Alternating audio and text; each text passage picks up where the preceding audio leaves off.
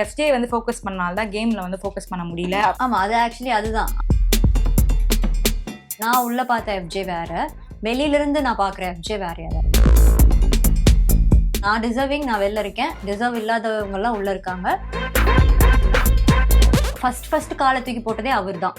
அது full footage இல்ல. Parvati and கமோதினியோட love போயிட்டு இருக்கு. ஏன் அதை லவ்னு நீங்க நினைச்சுக்கிறீங்க? எல்லாருமே அடல்ட்டா இருக்காங்க அங்க. எல்லாருமே எல்லா டைமும் அவங்க வாயை கட்டுப்படுத்திட்டே உட்காந்துட்டு இருக்க மாட்டாங்க. குழந்தைங்க ஏன் ஃபர்ஸ்ட் பிக் பாஸ் பாக்குறாங்க? தமிழர்களின் நம்பர் 1 சாய்ஸ் தமிழ் மேட்ரிமோனி. மேல் மாடி யாருக்கு காலியா இருக்கு? கமருதீன், வினோத் யார் ரொம்ப வந்து ஃபேக்கா இருக்காங்க வீட்ல? எல்லாருமே கிட்டத்தட்ட அப்படிதான் இருக்காங்க. நீங்க இருந்தீங்களா ஃபேக்கா? இன்னைக்கு நம்ம கூட பிக் பாஸ் 9ல இருந்து ஆதிரி நம்ம கூட இருக்காங்க. வணக்கம் ஆதிரி, எப்படி இருக்கீங்க? நல்லா இருக்கேன். நீங்க 3 இயர்ஸ் வந்து இந்த ஆப்பர்ச்சுனிட்டிக்காக அவ்வளோ ஏங்கி உங்களுக்கு இந்த ஆப்பர்ச்சுனிட்டி கிடைச்சது. எந்த விதத்துல நீங்க வந்து தப்பு பண்ணீங்க, மக்கள் கிட்ட வந்து ரீச் ஆகல அப்படின்னு நீங்க நினைக்கிறீங்க? மக்கள் கிட்ட நான் பயங்கரமா ரீச் ஆயிருக்கேன், அதுல எந்த டவுட்டும் இல்லை. செகண்ட் வீக், தேர்ட் வீக் என்னோட பெர்ஃபார்மன்ஸா அவங்க எதிர்பார்த்த அளவுக்கு நான் கொடுக்கல. அதனால டிசப்பாயிண்ட் ஆயிட்டாங்க. ஏன்னா ஃபர்ஸ்ட் வீக் எனக்கு பயங்கரமா சப்போர்ட் பண்ணியிருக்காங்க. ரொம்ப எக்ஸ்பெக்டேஷன் இருந்திருக்கு என் மேல. ஸோ அதை நான் டிசப்பாயிண்ட் பண்ணிட்டதுனால தான் இங்க இருக்கேன் நினைக்கிறேன். 20 டேஸ் உள்ள இருந்தீங்க கரெக்டா? அப்புறம் 5 டேஸ் ஆயிருக்கும் மோர் நீங்க வெளில வந்துட்டு. எப்படி இருக்கு ரியல் வேர்ல்டு அதுல இருந்து இங்க வந்ததுக்கு அப்புறம்? பெரிய டிஃபரன்ஸ் இல்லை. நான் அந்த வீட்டை மிஸ் பண்றேன், ஆப்வியஸா மிஸ் பண்றேன். நான் இப்போ பார்த்துட்டு இருக்கேன் லைவ்ல, மிஸ் பண்றேன். இன்னும் நிறைய நாள் இருந்து எக்ஸ்பீரியன்ஸ் பண்ணிட்டு வந்திருக்கணும் அப்படின்னு. பட் இருந்தாலும் நான் ஹாப்பி தான். இருந்த 20 நாள் நான் வேற லெவல்ல எக்ஸ்பீரியன்ஸ் பண்ணிட்டு வந்தேன். வெளி உலகம் ஆஸ் யூஷுவல். எனக்கு பெரிய டிஃப்ரென்ஸ்லாம் எப்பயும் போலதான் என் வீட்டில் இருந்தேன். ஸோ அவ்வளோதான். எல்லாருமே வந்து இந்த பிக் பாஸ் சீசன் ஒரு ஸ்ட்ராட்டஜி வச்சிருக்காங்களே சொல்லலாம். அது அன்பு கொடுக்கறதா இருக்கட்டும், சண்டை போடுறதா இருக்கட்டும், அந்த மாதிரி. நீங்க எந்த ஸ்ட்ராட்டஜியோட உள்ள போனீங்க?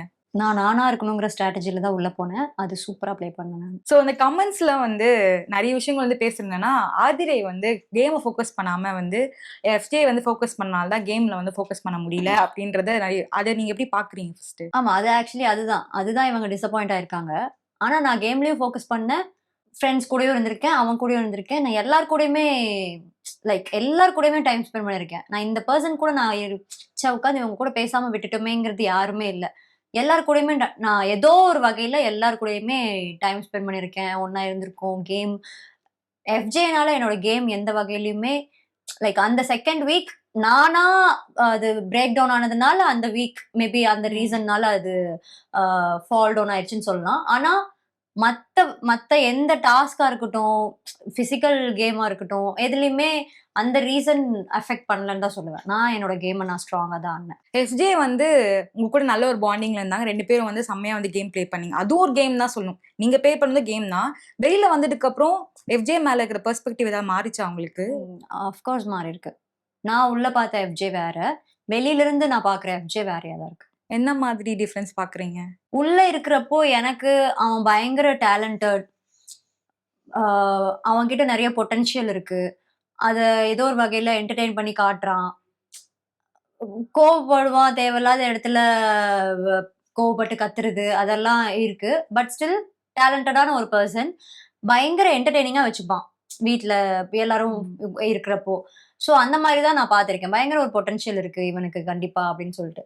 வெளியில வந்ததுக்கு அப்புறம் இந்த பிக் பாஸ் கேமுங்கிறதுக்கு அவன் இன்னும் எதுவுமே பண்ணல. அவனோட ஒரு சர்க்கிள்ல இருக்கான். அவங்களுக்குள்ள அவங்க சேவ் பண்ணிக்கிறாங்க, சப்போர்ட் பண்ணிக்கிறாங்க, ஒருத்தருக்கு ஒருத்தர் விட்டு கொடுக்காம இருந்துக்கிறாங்க. ஆனா அது அப்படியே இருக்க இது இல்லைல்ல இந்த கேம். பேச வேண்டிய இடத்துல அது அவங்க ஃப்ரெண்டா இருந்தாலும் எதிர்த்து பேசிதான் ஆகணும், சொல்லிதான் ஆகணும். ஆனா அந்த மாதிரி இன்னும் அவங்க கேம் யாருமே ஸ்டார்ட் பண்ணலங்கிறது தான் சொல்றேன். ஸோ வெளியில இருந்து பாக்குறப்போ எனக்கு இன்னும் பிக் பாஸ் கேம் அவன் ஸ்டார்ட் பண்ணல, மற்ற கேம் எல்லாம் விளையாடிட்டு இருக்கான். நிறைய சோஷியல் மீடியால வந்து வீடியோஸ் பார்த்திருப்பீங்க. பாசிட்டிவா கண்டிப்பா நிறைய வந்திருக்கும், அதே மாதிரி நெகட்டிவ் வந்திருக்கும். எப்படி அதை பாக்குறீங்க? பாசிட்டிவிட்டி எப்படி பாக்குறீங்க, நெகட்டிவிட்டி நீங்க எப்படி பாக்குறீங்க? நெகட்டிவிட்டி நான் பார்க்கவே இல்லை, அவாய்ட் பண்ணிட்டேன். பாசிட்டிவிட்டி மட்டும் தான் பார்க்குறேன். எனக்கு நிறைய டிஎம்ஸ் வந்துச்சு, ரொம்ப ரொம்ப ஹாப்பியா இருந்துச்சு. பிகாஸ் ஓவராலாவே மக்கள் புரிஞ்சுக்கலங்கிற மைண்ட் செட்ல தான் நான் வெளில வரும்போது வந்தேன். ஆனா என்ன புரிஞ்சுக்கிட்டு, என் கேமை புரிஞ்சுக்கிட்டு எனக்கு சப்போர்ட் பண்றவங்க அவ்வளோ பேர் இருக்காங்கங்கிறது நான் வெளில வந்து பார்த்து தெரிஞ்சுக்கிட்டேன். ஸோ ரொம்ப ஹாப்பி. அது கண்டிப்பா இது அந்த மக்கள் கிட்ட ரெஸ்பான்ஸ்க்காக உள்ள போயிருப்பீங்க. அது உங்களுக்கு கிடைச்சிச்சுன்னு நினைக்கிறீங்களா இந்த அன்பு? அன்புங்கிறது எல்லார்கிட்ட இருந்தும் எல்லாருக்கும் கிடைச்சிடாது. நம்ம என்னதான் எதிர்பார்த்து நம்ம என்னதான் நம்மளோட ஃபுல்லஸ்ட் நம்ம குடுத்தாலும், உங்ககிட்ட இருந்து எனக்கு அன்பு கிடைக்கும். அவர்கிட்ட இருந்து கிடைக்காம போயிரும். அதுக்காக நான் ஃபீல் பண்ணி அவர போய் ஃபோர்ஸ் பண்ண முடியாது. அது அவங்களோட பெர்ஸ்பெக்டிவ். ஸோ அவங்க எனக்கு அன்பு குடுக்காத மக்கள்னா, அது அவங்க பெர்ஸ்பெக்டிவ். என்ன வேற மாரி பார்த்துருக்காங்க. எனக்கு அன்பு குடுத்தது மட்டும் நான் எடுத்துக்கிறேன். ஸோ அவங்களுக்காக நெக்ஸ்ட் நான் என்ன பண்ணணுமோ அத நான் பண்ணுவேன். வீட்டுக்குள்ள வந்து நிறைய குரூப்பிசம் இருக்கு அப்படின்றது கேள்விப்பட்டோம். கனியா இருக்கட்டும், சபரி அண்ட் எஸ்டி 3 பேரும் ஒரு குரூப்பா இருக்காங்க. நிறைய பேரை வந்து அவங்க அட்டாக் பண்றாங்க. வேர்ட்ஸாலயும் சரி, அவங்க ஆக்ஷன்ஸாலயும். குரூப்பிசம் இருக்கா உண்மையிலே வீட்ல? அது எப்படி நீங்க பாக்குறீங்க? இருக்கு. குரூப்புங்கிறது அது எப்படியாவது கிரியேட் ஆயிரும். யாருமே நாங்க குரூப்ன்னு சொல்லிக்கலனாலும், ஆப்வியஸா அது எப்படியாவது குரூப்பா கிரியேட் ஆயிரும். இருக்கு. அதான் சொல்றேன். அவங்க எல்லாருமே இன்னும் சேஃபா ஆடிட்டு இருக்காங்க. உள்ள இருந்த வரைக்கும் நானும் அங்கதான் இருந்தேன். நானும் அதே கேங்ல தான் இருந்தேன். வெளியில வந்ததுக்கு அப்புறம் தான் தெரியுது. ஆனா எனக்கு தெரிஞ்சு நான் உள்ள அந்த கேங்ல இருந்தாலும், நான் இண்டிவிஜுவலா என்ன விளையாடணுமோ, என்ன பேசணுமோ, பாயிண்ட் பேசியிருக்கேன், சொல்லியிருக்கேன். எனக்கு ஒண்ணு பிடிக்கலன்னா அத ஓப்பனா சொல்லிருவேன். அது உள்ளுக்குள்ள இருக்கிறவங்களா இருந்தாலுமே. அவங்க யாருமே இன்னும் அந்த கேம ஸ்டார்ட் பண்ணலன்னு நெனைக்கிறேன். சேஃபா ஒருத்தருக்கு ஒருத்தர் புரொடெக்ட் பண்ணிட்டு, காப்பாத்திட்டு, சேஃபா அப்படியே போயிட்டு இருக்காங்க நாட்கள் கடத்திட்டு. ஆனா அது ரொம்ப நாளைக்கு சரிப்பட்டு வராது. கேம் ஸ்டார்ட் பண்ணி தான் ஆகணும். இப்போ வந்த ப்ரோமோ பாத்தீங்களான்னு தெரியல. கன்னிக்கு தான் வந்து நாமினேஷன் பாஸ் கிடைச்சிட்டே இருக்கு. அவங்க வந்து தப்பிச்சிட்டே இருக்காங்க. இல்ல இந்த செகண்ட் வீக்கா இருக்கட்டும், தேர்ட் வீக் ஆகட்டும் கனி அப்படின்ட்டு. இப்ப இந்த வாரம் நாமினேஷன் அடுத்த வாங்கிட்டாங்க. ஆமா, இந்த வாரம் வந்து நாமினேஷன் பாஸ் வந்துருச்சு. ஓகே. நெக்ஸ்ட் வீக்கும் அவங்களுக்கு வந்து இவங்களுக்கும் கலைக்கும் நாமினேஷன் பாஸ் கிடைச்சிருச்சு. ஓகே. சோ எப்படி நீங்க பாக்குறீங்க? நாமினேஷன்ல இருந்து தப்பிச்சிட்டே இருக்காங்க. ஏன்னா வந்து ஒரு ஒரு பாசிட்டிவ் சைட்லயே இருக்காங்க சில மக்கள் வந்து உள்ளேயே கரெக்டா. அதனால நாமினேஷன்லயே இருந்து தப்பிச்சிடுறாங்க. அதை எப்படி நீங்க பாக்குறீங்க ஃபர்ஸ்ட்? கண்டிப்பா வந்து அவங்க ஃபேஸ் பண்ணி தாங்க ஆகணும். எக்ஸாம்பிளுக்கு ஒண்ணு சொல்றேன். நான் எவிக்ட் ஆன வீக்கோட ஃப்ரீ பாஸ நாங்க எல்லாரும் ஐ மீன் அதுக்கு அடுத்த வாரத்துதோ அந்த வாரத்துதா நாங்க தான் எஃப்ஜேக்கு ஓட் போட்டு குடுத்தோம் அந்த பாஸ. நானும் தான் ஓட் போட்டேன் அவனுக்கு. நான் நினைச்சிருந்தா எனக்காக அங்க பேசி நான் வாங்கியிருக்கலாம். ஆனா நான் வாங்கல. நான் வாங்காததுக்கான ஒரே ரீசன், நான் போய் ஃபேஸ் பண்ணிட்டே வரேன். எனக்கு பிரச்சனை இல்ல. ஓகே. நான் ஒரு டைம் எனக்கு செகண்ட் வீக்ல குடுத்தீங்க. எனக்கு அது போதும். தேர்ட் வீக்குக்கு ஐ மீன் அந்த நான் எவிக்ட் ஆக போற வீக்கு அதுக்கு அடுத்த வீக்குக்கான்னு தெரியல கரெக்டா. அந்த பாஸ் எனக்கு வேணாம். யார் இது வரைக்கும் பாஸ் வாங்கலையோ அவங்களுக்கு குடுக்கறதுன்னா குடுத்துடலாம் அப்படிங்கிற பேசிஸ்ல தான் திவாகருக்கும் எஃப்ஜேக்கும் கொடுத்தோம். நான் பேசி வாங்கணும்னு நினைச்சிருந்தா நான் வாங்கிருக்கலாம். எனக்கு வேணாம், நான் ஃபேஸ் பண்ணிட்டே வரேங்கிற ஒரு இதுதான். அந்த தைரியம் இன்னும் அவங்களுக்கு பெருசா வரல. சேஃபாவே இருந்துட்டு போய்க்கலாம் அப்படிங்கிறது. அண்ட் இன்னொன்னு, இப்போ சூப்பர் டீலக்ஸ்ல இருக்கிறது ஃபுல்லாவே அவங்கதான். சோ இப்ப கனிக்கு ஒருத்தர் ஓட் போட்டா எல்லாருமே ஓட் போடுவாங்க. எதிர்த்து இவங்களுக்கு வேணாம்னு சொல்றதுக்கு அங்க ஆள் இல்ல சூப்பர் டீலக்ஸ்ல. அதனால அவங்களுக்கு ஈஸியா அது கிடைச்சிருச்சுன்னு தான் நினைக்கிறேன். ஒன் ஆஃப் த டாஸ்க் வந்து அந்த ஜூஸ் டாஸ்க்னே சொல்லலாம். அதுல வினோத் கூட நீங்க சண்டை போட்டுதான் நிறைய கான்ட்ரவர்சி வந்துச்சு. என்னது பொண்ணு இப்படி எல்லாம் பண்ணுது அப்படின்னு சோசியல் மீடியால வந்து மக்கள்லாம் சொல்ல ஆரம்பிச்சாங்க. அதுக்கு என்ன ரிப்ளை நீங்க சொல்ல விரும்புறீங்க? அது ஃபுல் ஃபுட்டேஜா வரல. நான் பார்த்தேன் அந்த வீடியோ எதை வச்சு இது பண்ணிட்டு இருக்காங்கன்னு. அது ஃபுல் ஃபுட்டேஜ் இல்ல. அதுக்கு ஃபர்ஸ்ட் காலை தூக்கி போட்டதே அவர்தான். ஆனா நான் கால் தூக்கி போட்டதுல இருந்து தான் அந்த வீடியோவே இருக்கு. ஸோ ஃபுல் வீடியோ இருந்து ஃபுல் வீடியோவை மக்கள் பார்த்தாங்கன்னா தான் எதனால நான் அப்படி பண்ணேங்கிறது தெரியும். அந்த கிளிப்பே இல்லைங்கிறப்போ எனக்கு தான் தெரியும் அங்க உள்ள என்ன நடந்துச்சுன்னா. அவர் ட்ரிகர் பண்ணாரு, அதுக்கான ரியாக்ஷன் தான். நான் சும்மா போய் அவர் பண்ணணும்னு நான் பண்ணல. ஃபர்ஸ்ட் ஸ்டார்ட் பண்ணதே அவர் தான். ஸோ அதை ப்ரூவ் பண்றதுக்கு எனக்கு அந்த கிளிப் இல்ல எங்கேயுமே. நீங்க எப்படி கோவத்தை ரியாக்ட் பண்ணீங்களோ அதே மாதிரி உள்ள வந்து எமோஷன், நிறைய எமோஷன்ஸ் இருக்கு. லவ் இருக்கு, சண்டை இருக்கு. இப்ப லவ் வந்து பார்வதி அண்ட் கமோதிரினோட லவ் போயிட்டு இருக்கு. அப்படியே வந்து முடிஞ்சிருச்சு. அதை பத்தி நீங்க என்ன நினைக்கிறீங்க? லவ்னே சொல்லக்கூடாதுல்ல நீங்க. லவ்னு சொல்றீங்க. மக்கள் வந்து கொண்டாடி ஓகே நெக்ஸ்ட் ஜோடி வந்து ஸ்டார்ட் ஆயிடுச்சு அப்படின்னு நிறைய நீங்களே ஏங்க டிசைட் பண்ணிக்கிறீங்க? ஒண்ணு வந்து முடியறதுக்கு முன்னாடி கொஞ்சம் டைம் கொடுங்க, போக விட்டு பாருங்க என்ன நடக்குதுன்னு. அதுதான் சொல்றேன். ஒரு நாள் 2 நாள் உட்காந்து பேசின உடனே ஏன் அதை லவ்னு நீங்க நினைச்சுக்கிறீங்க? கொஞ்சம் டைம் கொடுங்க, அவங்களுக்கு என்னதான் பண்றாங்கன்னு பாருங்க. பார்த்தா தானே ரியலா என்ன பண்றாங்கிறது தெரியும். அது நீங்களா லவ்னு ஒன்று டிசைட் பண்ணிட்டு பாத்தீங்களா, இப்ப உங்களுக்கு தான் வருத்தமா இருக்கு. என்னடா இவங்க நம்மள டிசப்பாயிண்ட் பண்ணிட்டாங்களேன்னு. எதுக்கு? அவங்க ஏதோ பண்ணணும்னு ஒண்ணு ட்ரை பண்ணாங்க, அது முடிஞ்சிருச்சு, அவ்வளவுதான். அதுக்கு நம்ம என்ன சொல்றது? கமோதினுக்கும் உங்களுக்கும் ஒரு சண்டை நடந்தது இல்லையா? அது வந்து ரொம்ப பீக்ல போச்சுன்னே சொல்லலாம். அரோரா கிட்ட போய் நீங்க சொன்ன விஷயம், அதுக்கப்புறம் வந்து உங்களுக்கு ரிக்ரெட் பண்ணி உங்களுக்கு சாரி சொன்னாரா? அதுக்கப்புறம் என்ன நடந்தது? அதை பத்தி சொல்ல முடியுமா? இல்ல, அவரு ரெக்ரெட் பண்ணி சாரி எல்லாம் அவ்வளவு சீக்கிரம் கேட்க மாட்டாரு. ஏன்னா அவர் பண்ணதான் கரெக்டான இருப்பாரு. அண்ட் எனக்கு அவர் வந்து சாரியும் கேட்க வேணாம். நான் தான் போய் சொல்லியிருக்கேன். நான் ஒரு ஒரு மைண்ட் செட்ல அந்த பொண்ணுக்கு சொன்னேன். அத அவ போய் அங்க சொல்லிட்டா. அது ஒரு பெரிய பூகம்பமா வெடிச்சிருச்சு. பட் நானும் இவ போய் இத சொல்லிட்டாளேன்னு சொல்லி நானும் ஒன்னும் ஃபீல்லாம் பண்ணல. எது இருக்கோ அத தான் நான் சொன்னேன். அது போக போக மக்களே அவர பார்த்திருப்பாங்கன்னு நெனைக்கிறேன். ஸோ மக்களுக்கே தெரிஞ்சிருக்கும். ஸோ அது தெரிஞ்சு ஓகே நான் சொல்ட்டேன். நான் சொன்னது தப்பாவே இருக்கட்டும். ஆனா நான் சொன்னது தானே உண்மைங்கிறது எல்லாருக்கும் புரிஞ்சுதுன்னா, அண்டர்ஸ்டாண்ட் பண்ணிக்கிட்டாங்கன்னா ஓகே தான். ஓகே. பிக் பாஸ் சீசன் 9 வந்து குழந்தைங்க பார்க்கக்கூடாது. பெரியவங்க ம். மட்டும் தான் பார்க்கணும். இந்த வந்து குழந்தைங்களுக்கு வந்து காமிக்கக்கூடாது. ரொம்ப நல்லா இல்ல இந்த எபிசோடு. இந்த இந்த உள்ள போன ஆட்கள் ரொம்ப பிடிக்கல. அப்படின்ற மாரி நெறைய நெகட்டிவ் கமெண்ட்ஸ் வருது. ம். நீங்க என்ன அத சொல்ல விரும்புறீங்க? ஏங்க குழந்தைங்கள பார்க்க வைக்கிறீங்க? அதுதானே மோட்டோ. நம்ம வந்து சின்ன பசங்கள்ல இருந்து ஏங்க பெரியவங்க எனக்கு வரைக்கும் எனக்கு என்ன ஒரு சின்ன டேக்அவே பசங்க இருக்கும். செல்போன் பார்க்க கூடாதுன்னு வாங்கி வைக்கிறோம். சின்ன பசங்க சீரியல் பார்க்க கூடாதுன்னு திட்டுறோம். நெறைய வீட்ல இதெல்லாம் நடக்குது. அப்படி இருக்கும்போது இந்த மாரி ஒரு ஷோ எல்லாருமே அடல்ட்டா இருக்காங்க. அங்க எல்லாருமே எல்லா டைமும் அவங்க வாய கட்டுப்படுத்திட்டே உட்கார்ந்துட்டு இருக்க மாட்டாங்க. நாங்க எல்லாம் ஜாலியா இப்ப உட்கார்ந்து ஏதாவது பேசிட்டு இருக்கோம்னா, ஜெனரலா ஒரு சின்னதா ஏதாவது ஒண்ணு வரும். ஆனா லிமிட் தாண்டி போறவங்க போயிட்டு இருக்காங்க. அது ரொம்ப தப்பு தான். அது ஓகே. அத நீங்க கண்டிப்பா கொஸ்டின் பண்ணலாம். ஆனா அந்த மாரி பேசிக்கவே கூடாது அப்படிங்கிறது அந்த இடத்துல முடியாது. அத்தன அடல்ட்ஸ் இருக்கிறப்போ, சும்மா ஃபன்னா கூட கேஷுவலா ஏதாவது ஒண்ணு வரும். ம். டபுள் மீனிங்ல நம்ம சிங்கிள் மீனிங்லயே சொன்னாலும் அது டபுள் மீனிங்ல எடுத்துக்கிட்டு அது ஃபன் பண்றது, அத பத்தி பேசுறது, இந்த மாரி நெறைய இருக்கு. லிமிட் கிராஸ் பண்ணி போறது தப்பு தான். அதுக்கான இதைய சார் கேட்பாருன்னு நெனைக்கிறேன் ம். மேபி. ஆனா குழந்தைங்க பார்க்குறாங்கன்னு சொல்றது எனக்கு எனக்கு தெரியல. குழந்தைங்க ஏன் ஃபர்ஸ்ட் பிக் பாஸ் பார்க்குறாங்க? முதல்ல வந்து ஃபோன்ல மட்டும் பிக் பாஸ் வரதில்ல. டிவிலயும் வருது. ம். எல்லாரும் பார்க்குறாங்க அப்படின்றபோது கண்டிப்பா இன்ஃப்ளூயன்ஸ் ஆகும் குழந்தைங்களுக்கும் இல்லையா? அதுதான் வந்து மக்கள் கருத்தா வைக்கிறாங்க. கரெக்ட் தான். நான் இல்லன்னு சொல்லல. பட் ஸ்டில் குழந்தைங்கள அவாய்ட் பண்ணிடலாம். ஓகே. பிக் பாஸ் சீசன் ஏன்னா ம். 24/7ம் நீங்க பார்க்குறீங்கன்னா எனக்கு தெரியல. ம். எபிசோட்ஸ் மட்டும்னா எபிசோட்ல அது எதுவுமே காட்டுறது இல்ல. குழந்தைங்களோட நீங்க பார்க்குறீங்கன்னா எபிசோட் பாருங்க. 24/7 ஆ. ஏன் நீங்க வீட்ல போட்டு விட்டுட்டு குழந்தைங்க பார்க்குறாங்கன்னா, என்ன பண்றது? அங்க உள்ள இருக்கிறவங்களுக்கு அது அது எல்லா டைமும் வந்து வாய கட்டுப்படுத்திட்டே அங்க வாழ்றதுக்கு தான் போயிருக்காங்க. ஸோ எல்லா டைமும் ரொம்ப கான்ஷியஸா கேமரா இருக்குன்னு இருக்க முடியாது. ஒரு டைம்க்கு மேல நம்ம நார்மலா நம்ம வீட்ல இருக்கிற மாரி இருக்க ஆரம்பிச்சுருவோம். அதுவும் நம்ம ஃப்ரெண்ட்ஸ் கூட நம்ம இருக்கோம்னா நம்ம எப்படி இருப்போம்? அப்படிதான் ம். இருக்கு. ஆனா லிமிட் தாண்டி போறது உண்மையிலேயே தப்பு. அதுக்கான இதை அவங்க கண்டிப்பா ஃபேஸ் பண்ணுவாங்க. சார் கேட்பாரு. ஸோ அவ்வளோதான். கண்டிப்பா வந்து பிக் பாஸ் சீசன் 9ல டாப் 5 நீங்க இருப்பீங்கன்னு நாங்க எக்ஸ்பெக்ட் பண்ணோம். ம். பட் இல்ல. டாப் 5ல யார் இருப்பாங்க அப்படின்னு உங்களோட பெர்ஸ்பெக்டிவ் இருக்கு உள்ள? இப்ப இருக்கிற ம். பெர்ஸ்பெக்டிவ்ல சொல்றேன். வியானா, சுபிக்ஷா, பாரு, Sabari Sabari and Ghani maybe அவங்க வரலாம் டாப் 5ல. ஏன்னா அவங்களுக்கு ஆல்ரெடி இப்ப சபரி எடுத்துக்கிட்டா அவன் விஜய் டிவி பெர்சன் ம். தான் நார்மலாவே. அவனுக்கு நார்மலா ஆடியன்ஸ் சப்போர்ட் இருக்கும் சபரிக்கு. ஏன்னா அவன் நெறைய சீரியல் பண்ணியிருக்கான். நெறைய ஷோஸ் பண்ணியிருக்கான். ஸோ அவன் ஒரு நல்ல நோன் ஃபேஸ் மக்களுக்கு. ஸோ மேபி அதனால அவன் வரலாம். பட் அவன் கேமா இன்னும் அவன் எதுவுமே பிக் பாஸ்க்குன்னு அவன் இன்னும் எதுவுமே பண்ணல.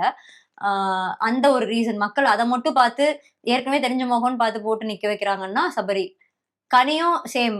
காரக்குழம்பு கனின்னு அவங்களுக்கு ஒரு நேம் இருக்குங்கிறதுனால அவங்கள தூக்கி கிச்சன்ல போட்டாங்க ஃபர்ஸ்ட் ம். வீக்கு. அதையே ஃபாலோ பண்ணி இன்னும் புடிச்சிட்டு வந்துட்டு இருக்காங்க.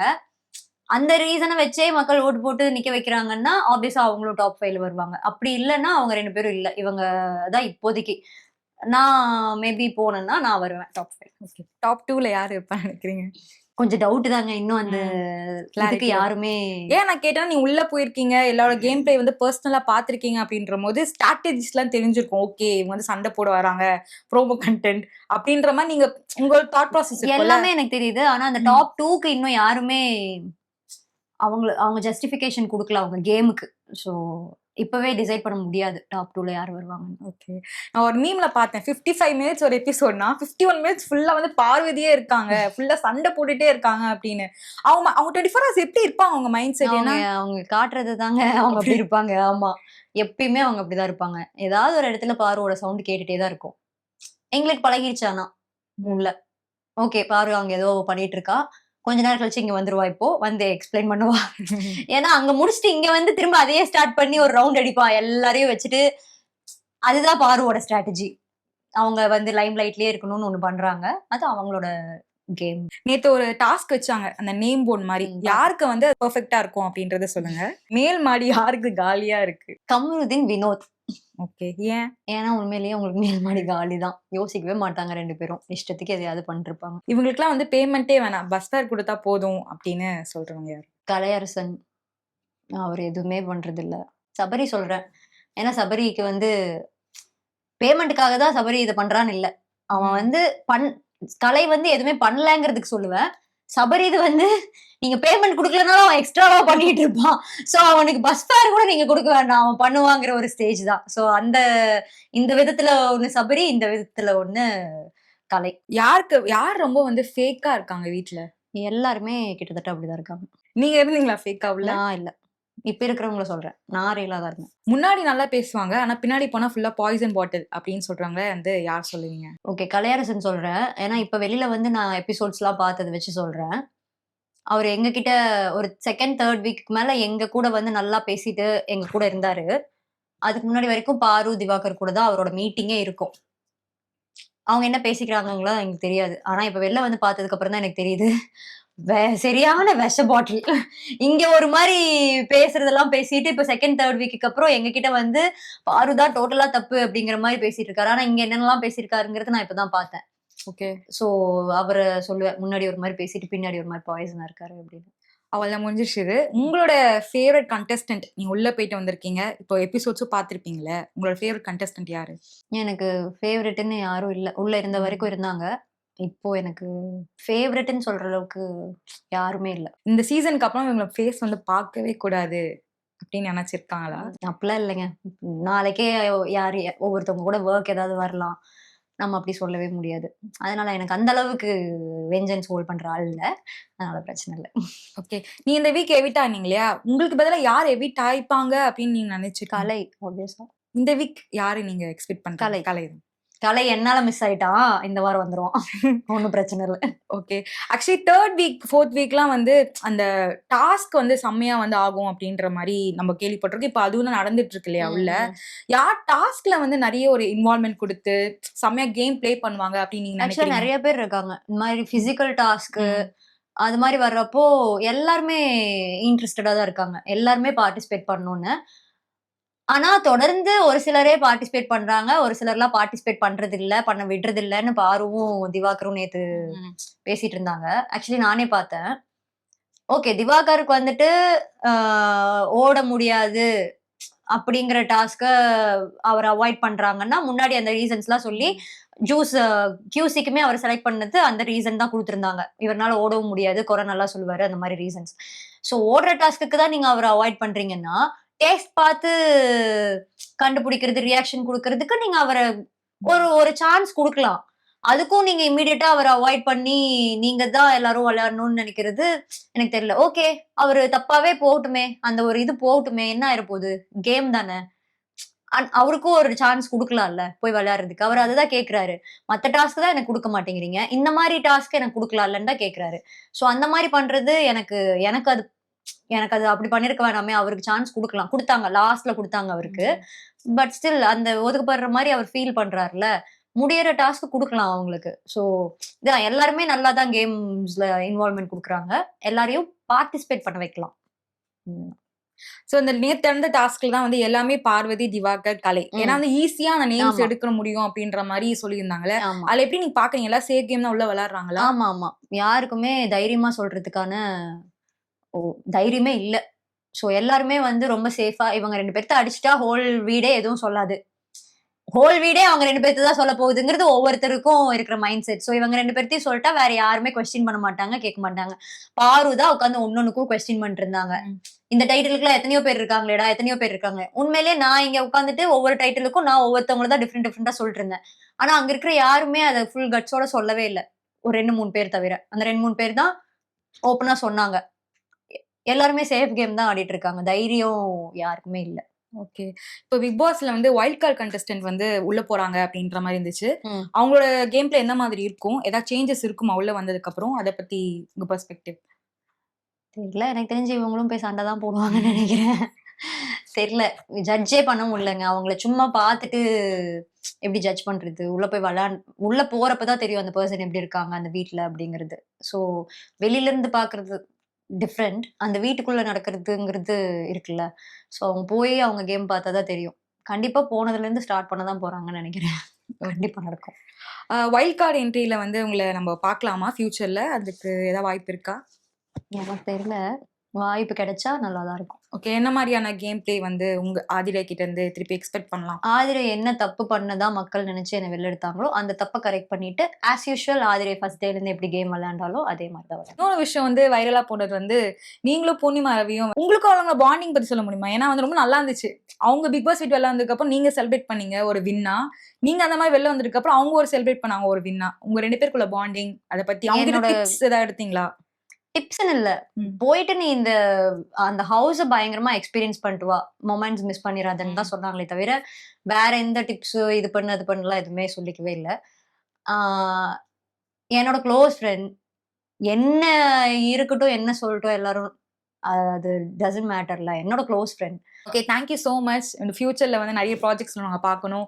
நீங்க நினைக்கிற எல்லா ப்ராஜெக்ட்ஸும் கிடைக்கணும் அப்படின்னு மேனிஃபெஸ்ட் பண்றோம். Thank you so much. Thank you so much. Thank you. தமிழர்களின் number one choice Tamil matrimony.